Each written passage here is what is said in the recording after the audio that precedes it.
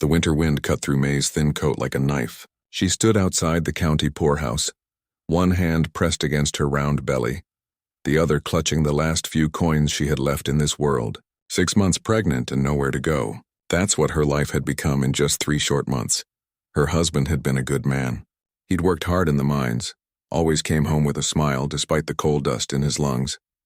Then one day he didn't come home at all. The mine shaft collapsed. 7 men died that day and her whole world collapsed with it.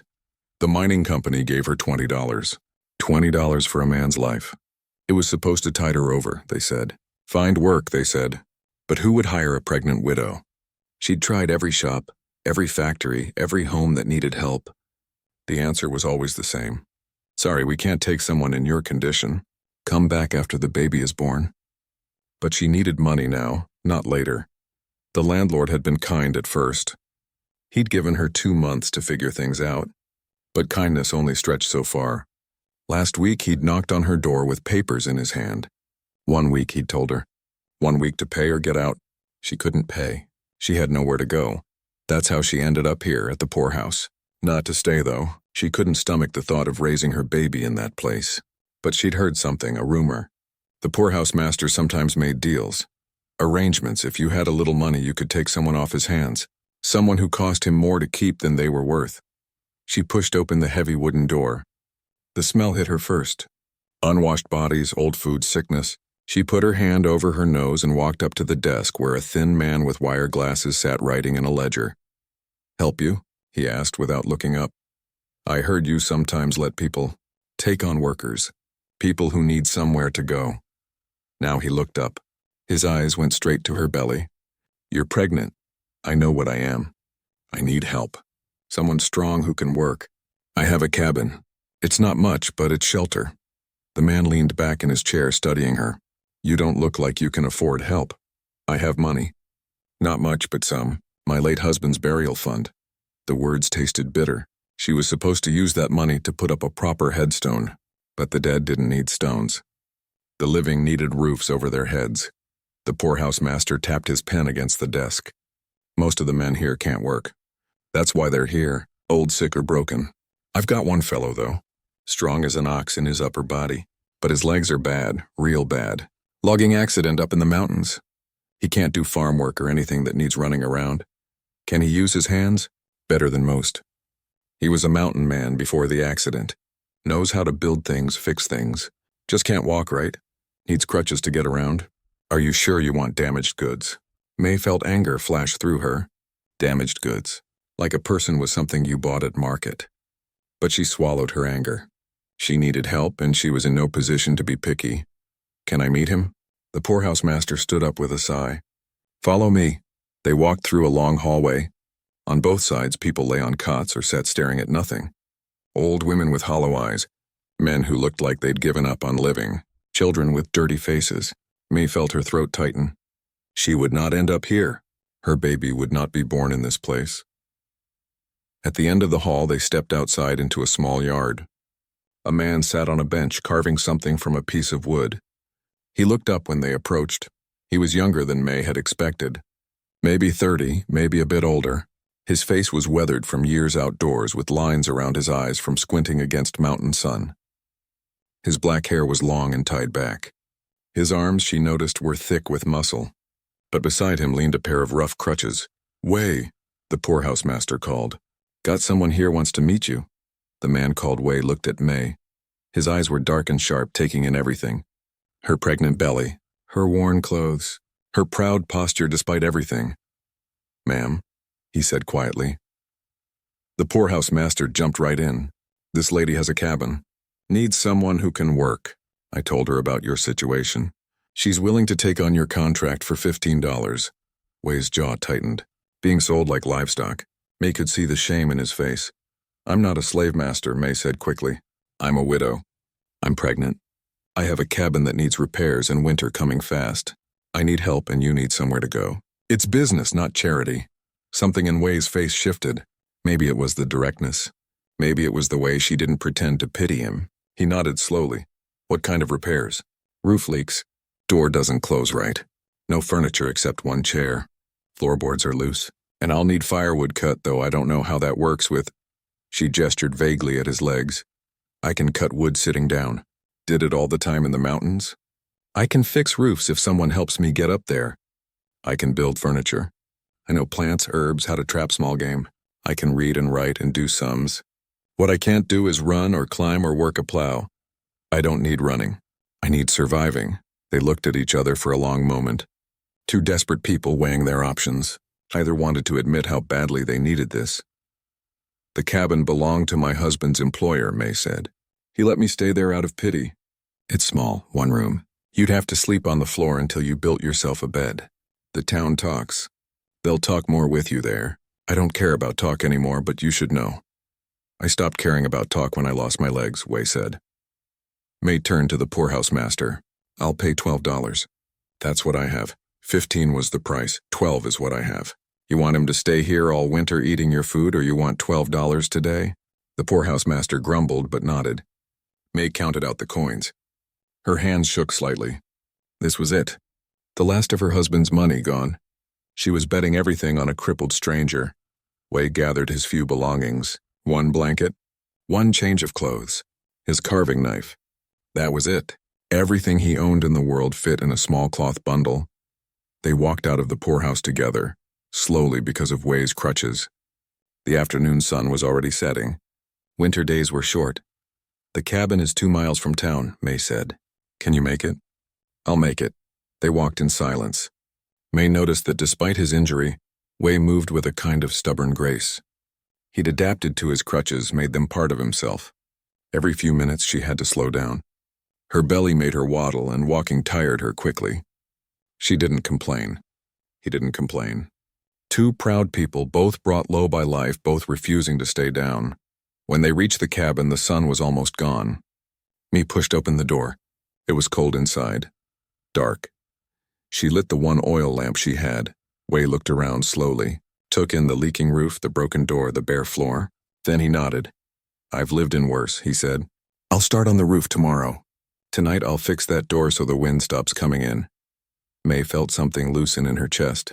Maybe this would work. Maybe they'd both survive the winter. There's beans and rice, she said. Not much else. Beans and rice is fine. That night, Wei slept on the floor wrapped in his blanket. May lay on the single cot, one hand on her belly, feeling the baby move inside her. She'd made her choice. Bought herself a crippled mountain man with the last money she had. Now they'd find out if desperation made for good decisions or just more desperate situations. Outside, the winter wind howled. Inside, two strangers tried to sleep, knowing that tomorrow they'd have to learn to survive together. Neither knew if they could trust the other. Neither knew if this arrangement would last a week or a winter. They only knew that right now, in this moment, they both had a roof over their heads. Sometimes that was enough. The first morning was awkward. May woke to the sound of hammering. She sat up, confused for a moment, then remembered. The mountain man, Wei. She'd brought him here yesterday. She wrapped her shawl around her shoulders and stood up slowly. Her back ached. Everything ached these days. The baby seemed to be getting heavier by the hour. Wei was sitting on the floor by the door, a piece of wood across his lap. He was shaving it down with a knife, fitting it into the door frame. He didn't look up when she moved. Morning, May said. Morning. Door's almost fixed. Then I'll work on the roof. His voice was flat, polite but distant, like he was talking to an employer, not a person. Mai understood. This was business. She'd said so herself yesterday. She made porridge from their small supply of oats. Not enough. Everything was not enough. She divided it into 2 bowls, gave the larger one to Wei. He needed his strength if he was going to work. Wei looked at the portions. You should eat more. You're eating for 2. You're doing the work of 2. They ate in silence. It felt strange sharing a meal with a man she didn't know. She'd only ever lived with her husband. Now here was this stranger sitting on her floor eating her food. But he'd fixed the door. That was something. After breakfast, Wei pulled himself up on his crutches. I need to see what's up on that roof. Can you help me get the ladder set? They worked together to prop the old wooden ladder against the cabin. We studied it, then studied the roof. I'll need you to help me up. Once I'm up there, I can move around fine. It's just the getting up part, May hesitated. I don't know if I can. The baby. You don't have to lift me, just steady the ladder. I'll pull myself up. It took time. Wei had to use his arms to drag his body up the ladder, one rung at a time. His legs mostly hung useless, though May noticed he could put some weight on them. Just not much. Sweat dripped down his face by the time he reached the roof, even in the cold air.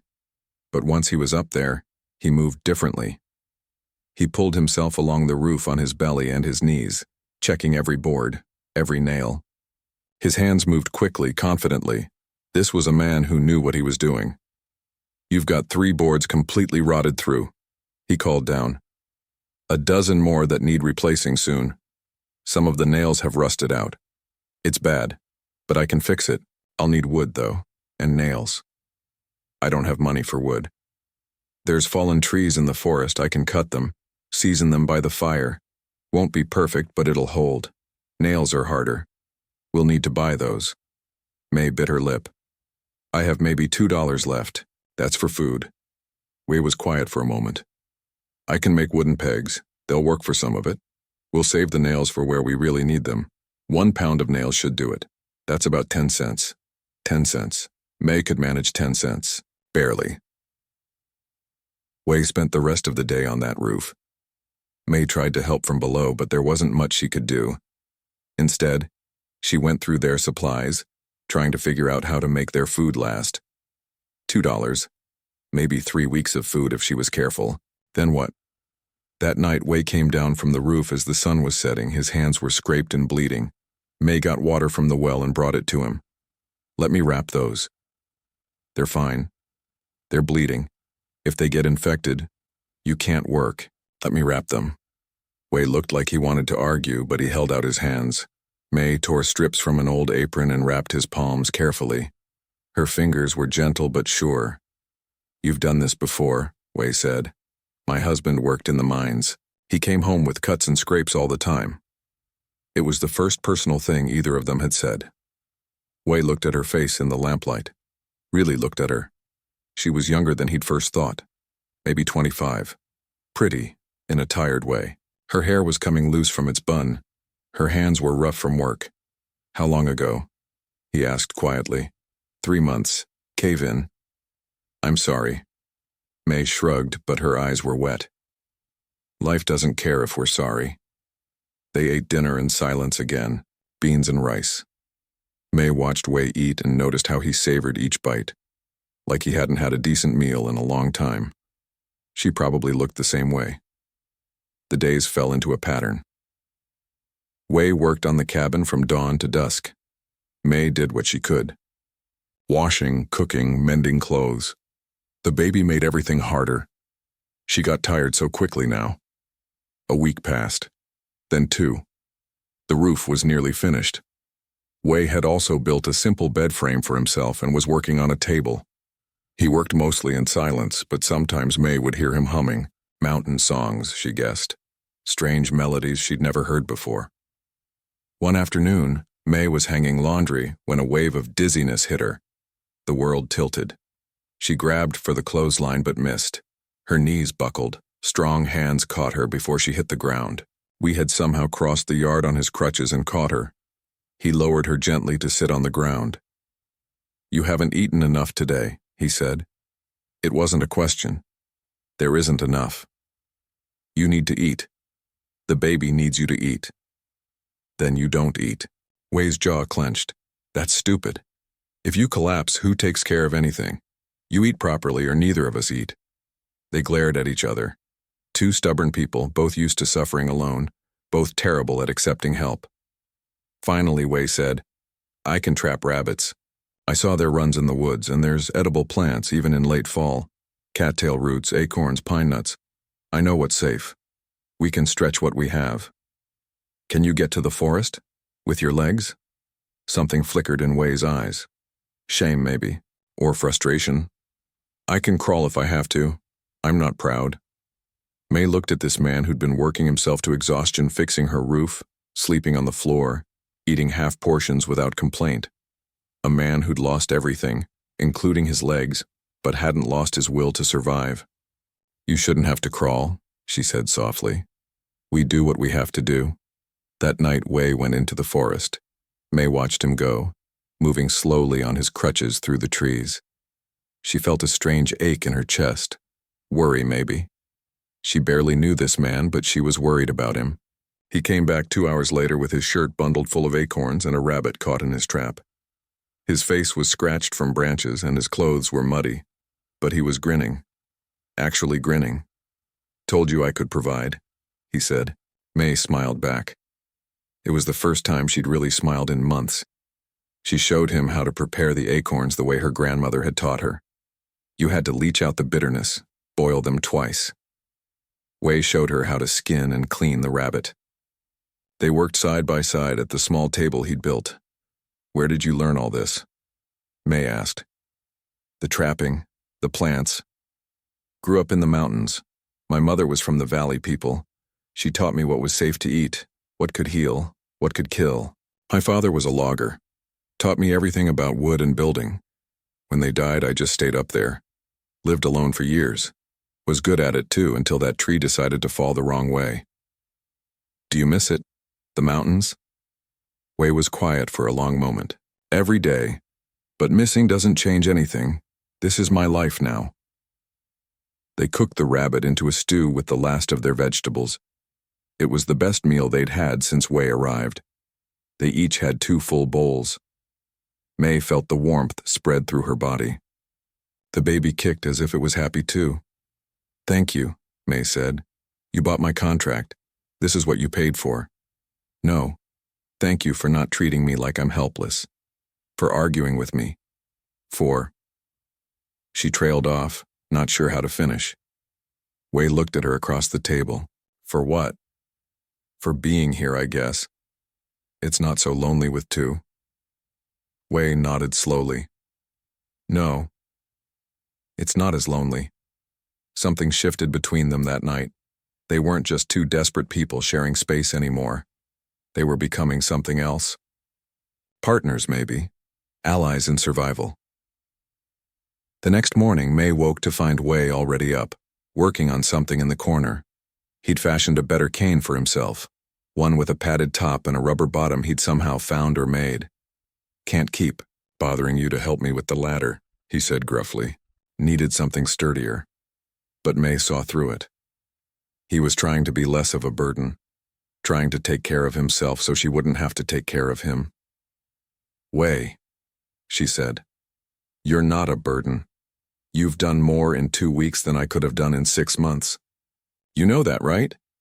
He didn't answer, but his ears turned red. May smiled to herself. The days grew colder. December was coming. Wei finished the roof and started cutting firewood. He'd rig himself up systems, ways to work from sitting positions. He was clever about it. Ingenious, even. One night they sat by the fire after dinner. Wei was carving something from wood. His hands moved with practiced ease. "What is that?" May asked. "A toy. For the baby. A rattle. Babies like noise." May felt tears prick her eyes suddenly. This man who'd never met her baby, who owed her nothing beyond labor, was carving a toy with careful, gentle hands. "The baby will love it," she managed to say. Wei nodded, still carving. Every child should have something made just for them, something that says they matter. May wiped her eyes. "You'll be a good uncle." Wei looked up, surprised. "Uncle? Well, you'll be living here, part of the household. What else would you be?" Wei's expression softened. "I'd be honored to be an uncle." They smiled at each other across the firelight. Outside, the wind howled, but inside it was warm. And for the first time since her husband died, May felt something like hope stirring in her chest. They were going to make it through this winter. Together, they were going to survive. The pains started on a Tuesday night in early March. May was washing dishes when the first cramp hit her belly. She gripped the edge of the table and waited for it to pass. "You all right?" Wei looked up from the chair he was repairing. "Fine, just the baby moving." But it wasn't fine. She knew what this was. She'd talked to enough mothers to know. The baby was coming. Another pain hit her an hour later, stronger this time. She tried to hide it, but Wei saw her face go pale. That's not the baby moving, he said, setting down his tools. That's labor. It's too early. I still have a month. Babies come when they want to come. We need to get help. Where's the nearest midwife? Mrs. Chen, 2 miles toward town. Wei pulled himself up on his crutches. I'll go. You can't make 2 miles in the dark, not with the mud from yesterday's rain. Then what do we do? Mei took a breath. Another contraction was building. You'll have to help me. There's no choice. I don't know anything about babies. I'll tell you what to do, we'll figure it out. Wei's face went pale, but he nodded. Tell me what you need. Water, boiling water, clean cloths, and help me to the bed. The next hours were a blur. Mei had heard that first babies took a long time, but this baby seemed in a hurry. The contractions came faster and harder. She gripped Wei's hand so tight she was sure she was breaking his fingers, but he never pulled away. You're doing good, Wei said, his voice steady even though his eyes showed fear. You're strong. You can do this. Outside thunder rumbled. Then the rain started. Not a gentle spring rain, but a punishing storm that hammered the roof Wei had just finished repairing. The wind screamed. Lightning lit up the cabin in bright flashes. The baby's coming, Mei gasped. Wei, I can feel it. The baby's coming now. Wei moved to the end of the bed. His hands were shaking, but his voice stayed calm. What do I do? When I push, you need to guide the baby. Support the head. Don't pull, just guide. I can do that. I can do that, Mei pushed. The pain was like nothing she'd ever felt. Like her body was being torn in two. She screamed, not caring who heard. Outside, the storm raged. Inside, a baby was fighting to enter the world. I see the head, Wei said. Keep going. You're almost there. One more push. Then another. Mei felt something give way, felt the pressure release. And then a baby's cry filled the cabin. Weak at first, then stronger. It's a girl, Wei said, his voice full of wonder. You have a daughter. Mei sobbed with relief. Is she all right? Let me see her. Wei wrapped the baby in a clean cloth and brought her to Mei. She was tiny, so tiny, wrinkled and red and perfect. Hello, little one, Mei whispered. Hello, my baby girl, but something was wrong. Mei felt warmth spreading beneath her. Too much warmth. She looked down and saw red. Too much red, Wei, she said, her voice weak. Something's wrong. Wei saw the blood and his face went white. What do I do? Press on my belly hard, you need to stop the bleeding. Wei pressed down with both hands. Mei cried out in pain, but he didn't stop. The baby was crying too, lying next to Mei on the bed. It's not stopping, Wei said. His voice was tight with panic. There's too much blood. Mrs. Chen, you need to get Mrs. Chen. I can't leave you like this. I'll die if you don't go. Please, Wei, please. Wei looked at her, at the blood, at the crying baby. He made a decision. Hold on, he said. Just hold on. He grabbed his crutches and went out into the storm.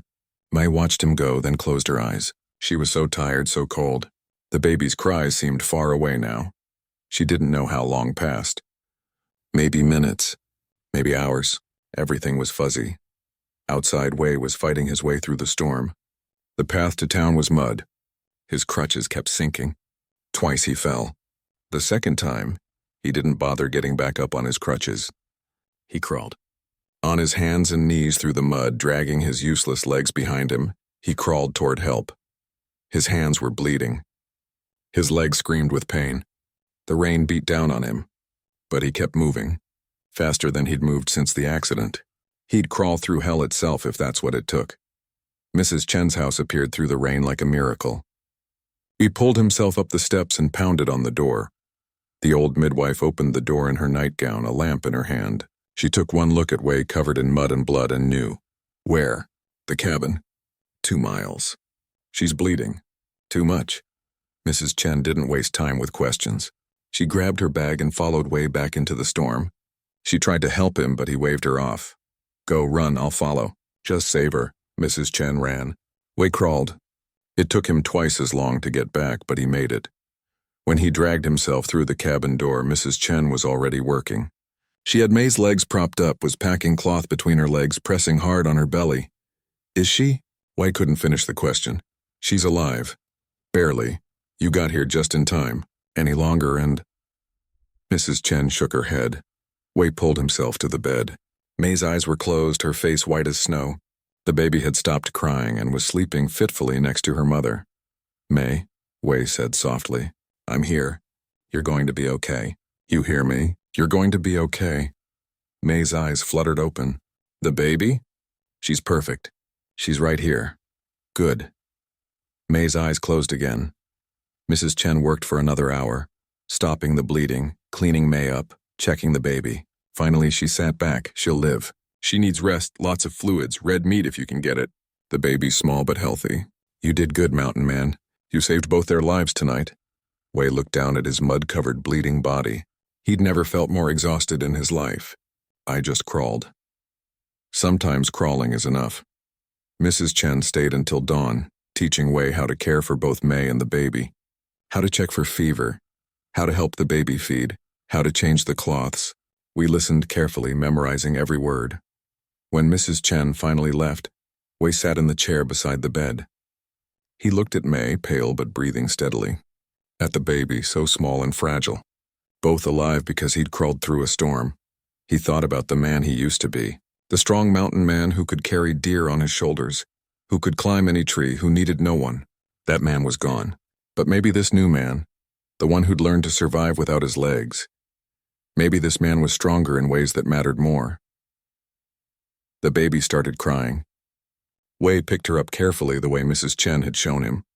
She was so light. He could hold her in one hand. "Shh," he said softly. "Your mama needs to sleep. Let's you and me get acquainted." He walked slowly around the cabin, the baby cradled against his chest, supporting himself with one crutch. He sang to her, soft mountain songs in a language most people had forgotten, songs his own mother had sung to him before she died. The baby's cries quieted. She looked up at Wei with dark, unfocused eyes. Then she yawned and closed her eyes. Wei felt something crack open in his chest, some hard shell he'd built around himself after the accident. He looked down at this tiny person who trusted him completely, who'd fallen asleep to his voice, and felt something he hadn't felt in years. Purpose. Belonging. Love. "I'll protect you," he whispered to the sleeping baby. "Both of you." "I promise." May woke up late that afternoon. The first thing she saw was Wei sitting in the chair, the baby asleep in his arms.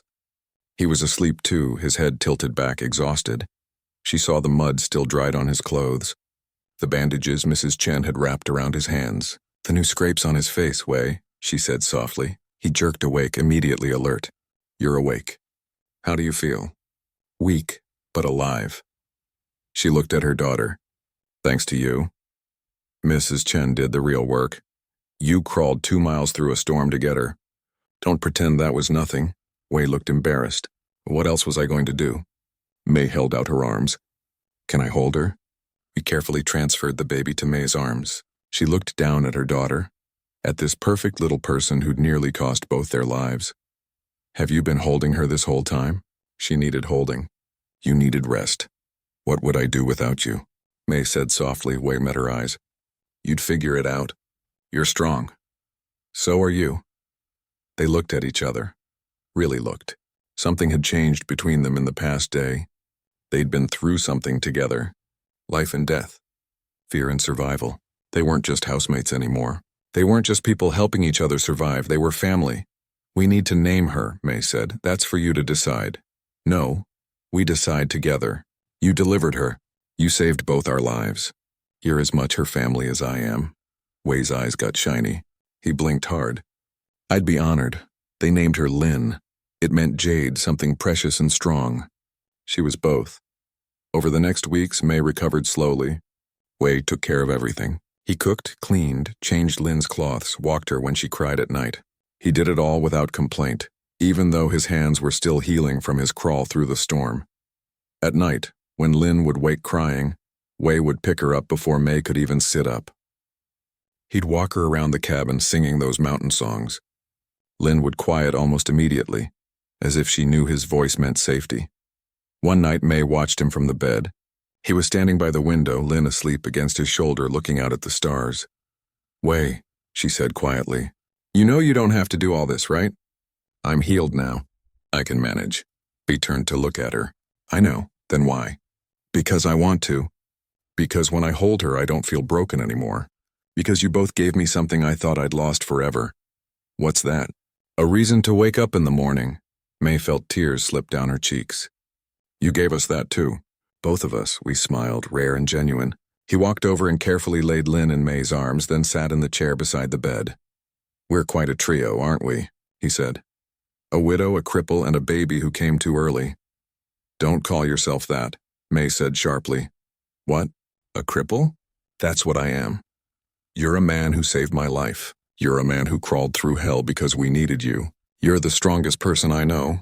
Don't you dare call yourself broken. Wei stared at her, speechless. No one had spoken to him like that since the accident.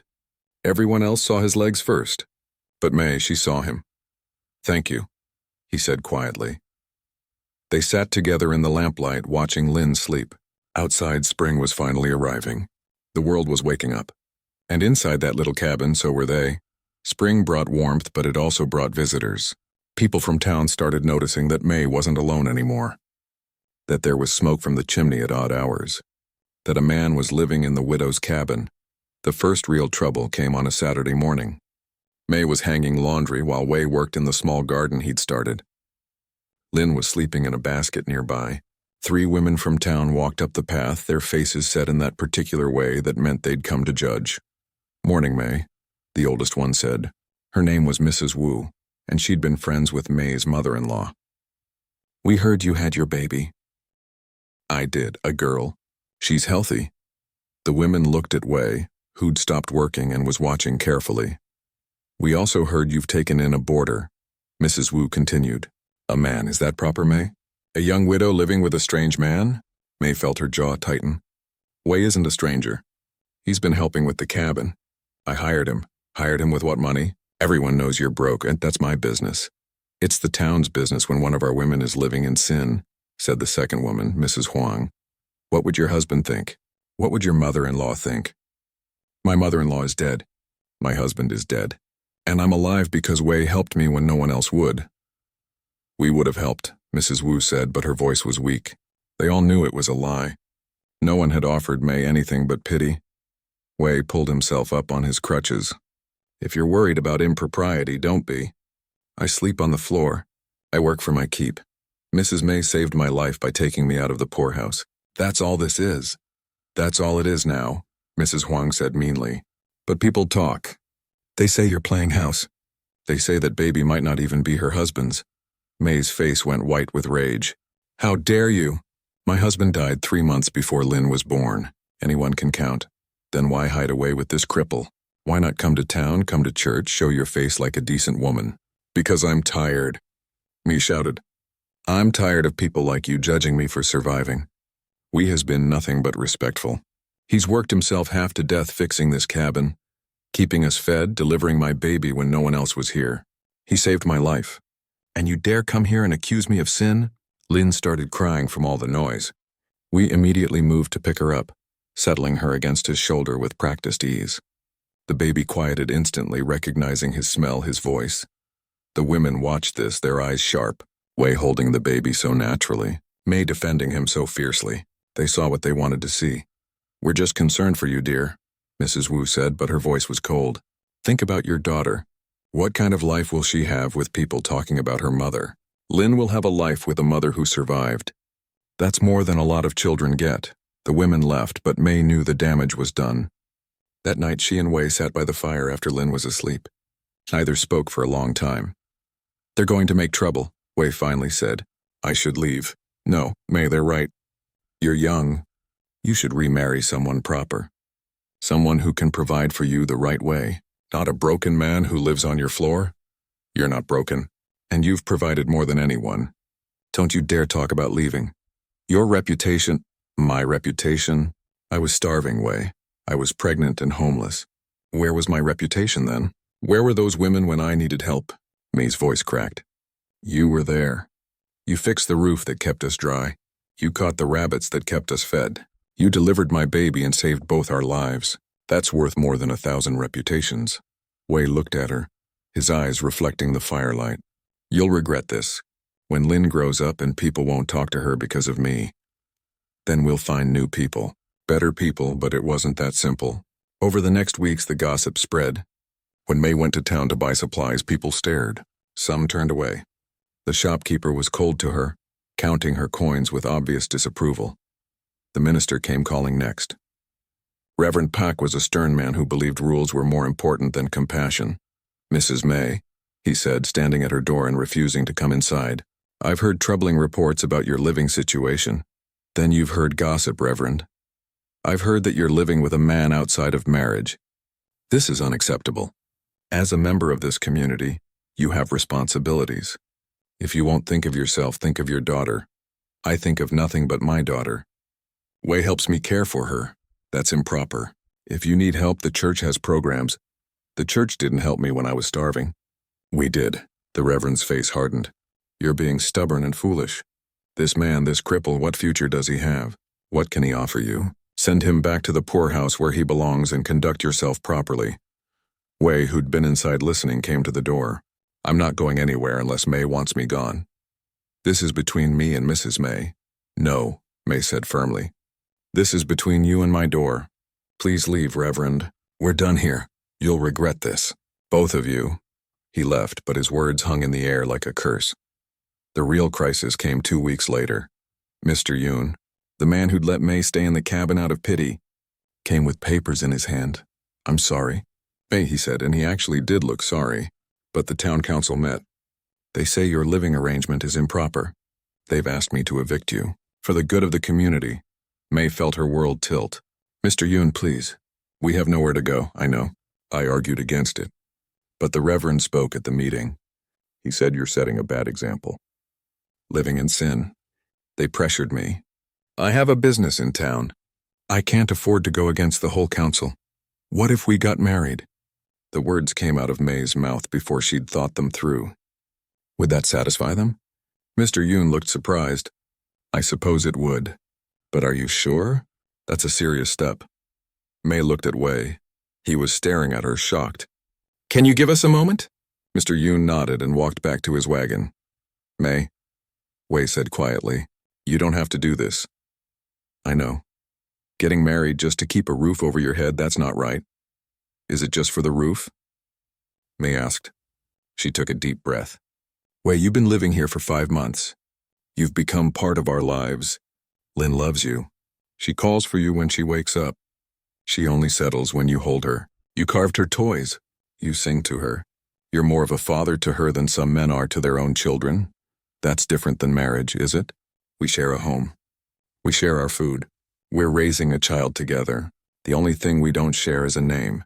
Would it really be so terrible to make it official?" Wei was quiet for a long time. "I have nothing to offer you. I can't work a regular job. I can't give you the life you deserve. I'm a cripple, May. People will always look down on you for being with me. Let them look. I don't care anymore. Do you know what I see when I look at you? I see the man who crawled through a storm to save my life. I see the man who gets up every morning and works until his hands bleed. I see the man who holds my daughter like she's made of glass. I see strength, Wei, that's what I see. May." His voice was rough with emotion. "I'm not asking you to love me. I know that's not what this is. But we're partners, aren't we? We take care of each other. We take care of Lynn. Would it really be so terrible to be partners forever?" Wei looked at her for a long moment. At this woman who'd taken a chance on him when no one else would. Who'd defended him to the town. Who'd just offered to tie her life to his, knowing it would make everything harder. "I do love you," he said quietly. "I've loved you since the night Lynn was born, and I thought I'd lose you both. I just didn't think I had the right to say it." May's eyes filled with tears. "Wei and I have nothing. No money, no prospects, no working legs. But if you'll have me, I'll spend every day for the rest of my life making sure you and Lynn are safe and happy. I swear it." "Then yes, let's get married," they told Mr. Yoon. He looked relieved and surprised in equal measure. "I'll tell the council. But you'll have to do it properly. Reverend Pak will want it done in the church." "We'll do it properly," May said. The next Sunday they stood before Reverend Pak in the small church. Only a handful of people attended. Mr. Yoon and his wife, Mrs. Chen, the midwife, a few townspeople who were more curious than supportive. Wei wore the one clean shirt he owned. May wore her best dress, the one she'd been married in the first time. Lynn was in Mrs. Chen's arms, watching everything with wide eyes. Reverend Pak performed the ceremony with obvious disapproval, rushing through the words. But when he said, "You may kiss the bride," Wei carefully balanced on his crutches and kissed May gently. It was their first kiss. It tasted like hope and defiance. "Married now?" Wei whispered against her lips. "You're stuck with me." "Good," May whispered back. They walked out of the church together. People stared, whispered. But May held her head high, her hand on Wei's arm. Let them stare. Let them whisper. She'd made her choice, and she didn't regret it. That night, back at the cabin, they sat by the fire. They'd moved Wei's bed frame into the corner to make it look proper for visitors, but nothing else had changed. They were still the same people they'd been yesterday. "We should probably talk about sleeping arrangements," Wei said awkwardly, "now that we're married." "Nothing has to change yet," May said. "We can take our time, figure things out as we go. I don't want you to feel pressured. Wei, I married you. I chose this. We'll figure it out together like we figure everything else out." Lynn started crying from her cradle. Both of them moved to get her, then laughed. "You get her," Wei said. "I'll make tea." May picked up Lynn, who immediately stopped crying. She watched Wei move around the kitchen. So familiar now with every corner of this space. He belonged here. They both did. Mr. Yoon came by the next day with new papers. A proper lease in both their names. The council agreed you can stay. Some of them weren't happy about it, but a marriage is a marriage. You've made it proper. After he left, Wei looked at the papers. "We own nothing. We have almost no money. We're married, but we barely know each other. This is crazy." "Crazy is what we're good at," May said. She took his hand. "We'll make it work. We always do." Wei squeezed her hand. "Yeah, we will." Outside, the sun was setting. Tomorrow would bring new challenges, more gossip, more judgment. But inside the cabin, 3 people who'd found each other in desperation were learning to be a family. It wasn't perfect. It wasn't what anyone would have chosen. But it was theirs, and that made it precious. Wei looked at his wife, at the baby sleeping peacefully, at the home they'd built together from nothing. He'd lost his legs and thought he'd lost everything. But here, in this small cabin with these 2 people, he'd found something better than what he'd lost. He'd found where he belonged. 2 years passed, like water flowing downhill, sometimes fast, sometimes slow, but always moving forward. Wei's carpentry work had grown beyond anyone's expectations, including his own. Word spread about the crippled mountain man who could build furniture so fine it looked like art. People who'd once whispered about him now came to his workshop with commissions. Chairs, tables, cabinets, cradles for babies. His hands created beautiful things, and slowly people started to respect the hands more than they pitied the legs.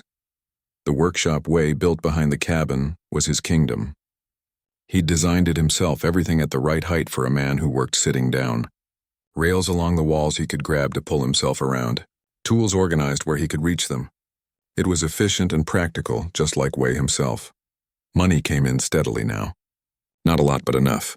Enough to buy meat more than once a week. Enough to save a little. Enough that May didn't go to bed hungry anymore. Didn't wake up afraid they'd lose everything. May ran the business side of things. She met with customers, negotiated prices, kept the books. She was good with numbers, better than Wei. She was also fierce in her negotiations.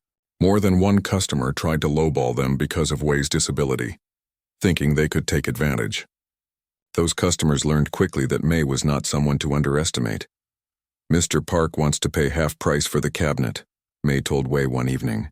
"Says it's charity helping out a cripple." Wei's jaw tightened. "What did you tell him?" "I told him that charity would be me not charging him double for the insult." "He paid full price," Wei laughed. "You're scary when you're angry.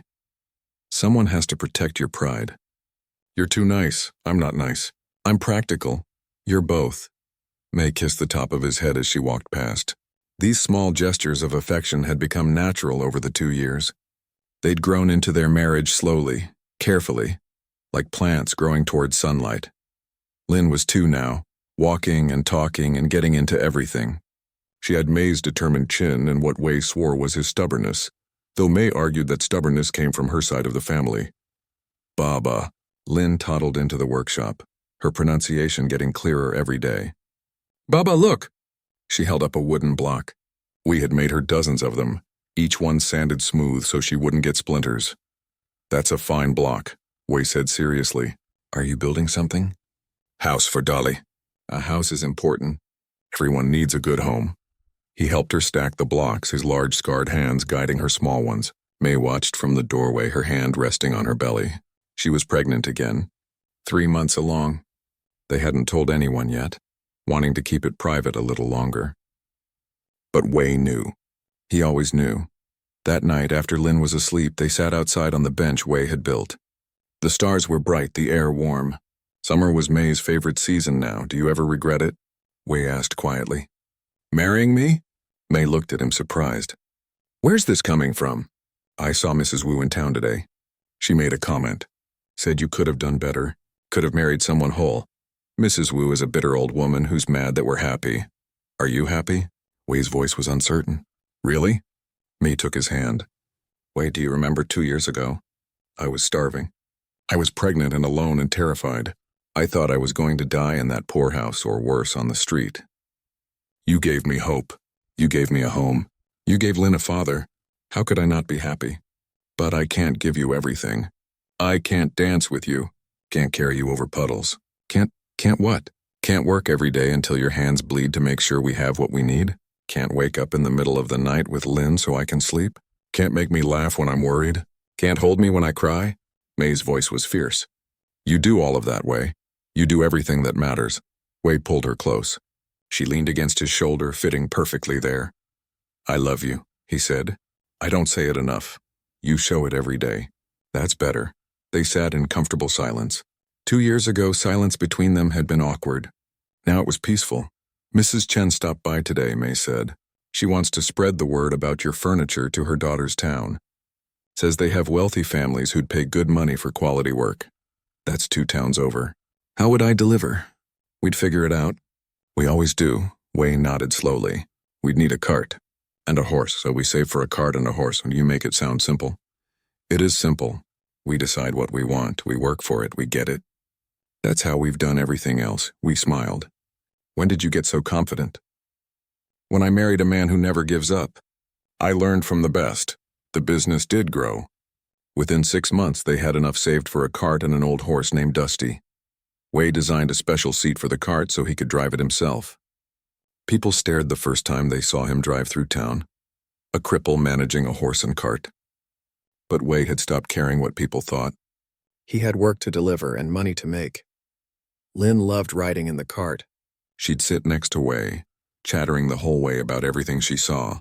Birds, clouds, other horses. Wei answered every question patiently, teaching her the names of things, showing her how the world worked. Why your legs not work, Baba? She asked one day with the innocent directness of a child. Wei didn't flinch. I had an accident. A tree fell on them, they hurt? Sometimes. But I manage. Mama says you strongest man she knows. Wei's throat got tight. Your mama's very kind. Mama doesn't lie, Lin said firmly. She says lying is bad. You're right. Mama doesn't lie. When May's second baby came, it was easier than the first. Mrs. Chen was there from the start. The labor was shorter. And this time Wei knew what to do. He still held May's hand, still encouraged her, but he wasn't terrified. He was steady. They had a son. They named him Jun, which meant talented. He was bigger than Lin had been, healthier. He came into the world screaming and didn't stop for 3 days straight. He's got a set of lungs, Mrs. Chen said admiringly. This one's a fighter. Lin was fascinated by her baby brother. She wanted to hold him constantly, wanted to help with everything. Wei made her a special stool so she could stand beside the changing table and hand them cloths. Gentle. Wei reminded her when she patted Jun's head a bit too hard. He's still very small. I was small once too, Lin said seriously. You told me. You were. Now you're a big sister. That's an important job. Lin took her job very seriously. She sang to Jun when he cried. She helped May by fetching things. She informed everyone who would listen that this was her baby brother, and she was in charge of protecting him. The cabin felt smaller with 4 people, but Wei was already planning an addition. More space for the children. Maybe eventually separate rooms. He sketched designs by lamplight after everyone was asleep, figuring out how to build what they needed. Money was tighter with another mouth to feed, but the business was steady. Wei worked longer hours. May helped when she could, but with 2 young children her hands were full. One day a well-dressed man came to the workshop. He looked around at Wei's tools, his setup, the half-finished pieces. "Your Wei?" the man asked. "I am. I'm Councilman Zhang, from the town council." Wei's guard went up immediately. The council had tried to evict them 2 years ago. "What can I do for you?" "I'm not here to cause trouble. I'm here to offer you a contract. The town needs new benches for the church and the town hall. We've had bids from 3 carpenters. Yours is the lowest and your work is the best. The job is yours if you want it." Wei was stunned. "The council wants to hire me?" Some members objected, but I reminded them that we're supposed to pick the best person for the job, not the person whose legs work. Quality is quality, regardless of who makes it. "Thank you," Wei said. "I accept." The contract was big enough to keep him busy for 3 months. It was also public. Everyone in town would see his work, would sit on his benches, would know that the cripple made them. Wei worked harder than he'd ever worked. Every piece had to be perfect. This was his chance to prove himself to everyone who'd doubted him, everyone who'd whispered behind their hands. When the benches were delivered and installed, people came to see them. They were beautiful. Solid oak, carved with simple but elegant designs, comfortable to sit on, built to last generations. Reverend Pak, who'd married Wei and Mei with obvious reluctance, ran his hand over one of the church benches. "Fine work," he admitted. "Very fine work indeed." It wasn't an apology for how he'd treated them, but it was acknowledgement. Wei would take it. More work came after that. A dresser for the doctor's wife. A desk for the school teacher. A dining table for Councilman Zhang himself. People stopped seeing Wei as the cripple and started seeing him as the carpenter. It had taken 2 years, but respect, real respect, had finally come. One evening, the whole family sat outside watching the sunset. Lin was teaching Jun to clap his hands. Mei was knitting a blanket. Wei was carving a new toy, something he did with his spare scraps of wood. "Happy?" Mei asked. We looked at his family. His wife, strong and fierce and loving. His daughter, smart and protective and full of life. His son, healthy and growing. His workshop behind them, full of orders. The cabin they'd nearly lost, now truly theirs. "Yeah," he said. "I'm happy." "Me too." Lin climbed into Wei's lap. "Tell story, Baba. Tell about the mountain." Wei told stories about his mountain life every night. Tales of bears and deer, of storms and starry nights, of the old ways his mother taught him. Lin loved these stories. Jun was too young to understand, but he listened to the sound of Wei's voice, calm and steady. As Wei talked, Mei watched her family. She thought about the desperate woman she'd been 2 years ago, buying a man's labor contract with her last coins. She'd been so scared then, so sure she'd made a terrible mistake, but she hadn't. She'd saved both their lives that day, his and hers. They'd saved each other. "Mama?" Lin asked. "Are we rich?" Mei laughed. "No, sweetie, we're not rich. We have toys and food and Baba and you and Jun, that's rich." Mei's eyes got wet. "You're right. That is rich." Wei reached over and took Mei's hand. She squeezed back. They didn't need words. They understood each other now. These 2 people who'd been thrown together by desperation and had chosen to stay together out of love. The sun set. The stars came out. The family went inside, to their small cabin that felt like a palace, to their simple life that felt like everything. Years later, when Lin and Jun were grown with families of their own, they'd tell their children about their parents, about the pregnant widow and the crippled mountain man, about how love isn't always neat or proper or easy, about how family isn't always blood, about how strength comes in forms people don't expect. They'd tell them that their grandfather couldn't walk right, but he built a life anyway. That their grandmother was told she'd made a terrible mistake, but she never once regretted her choice. That together 2 broken people had made something whole, and when their children asked if the story was true, Lin and Jun would smile and say yes. Every word was true. They knew because they'd lived it. They'd been raised by it. They'd learned from it. They'd learned that sometimes the person everyone says is wrong for you is exactly right. That sometimes strength looks like weakness until you look closer. That sometimes the best families are the ones you build yourself piece by piece with love and stubbornness and refusing to give up. Wei never did get his legs back, but he got something better. He got a home. He got a purpose. He got people who loved him not despite his weakness, but because of everything he'd built around it. And in the end, that was more than most people ever get. That was everything.